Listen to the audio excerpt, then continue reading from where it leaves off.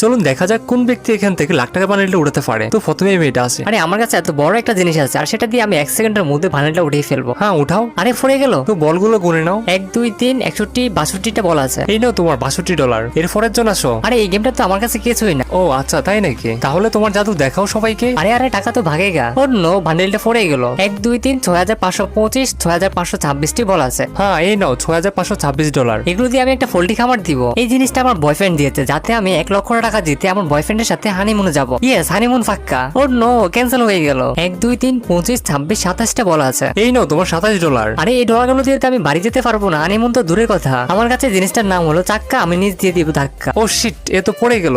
আরে আরে সাবধানে। 1 2 3 54 55টা বল। এই নাও তোমার $55। নোট থেকে উঠাতে পারা নাই, বরং তার চেয়ে ভালো হয় বল দিয়ে বান্ডেল থেকে বেশি ডলার তুলে নিয়ে যাই। দেখি আমি কতগুলো বল উঠাতে পারলাম। 1 2 3 107 108টি বল। এই নাও তোমার $108। আরে আমি তো এই ডলারগুলো দিয়ে বিয়ে করবো।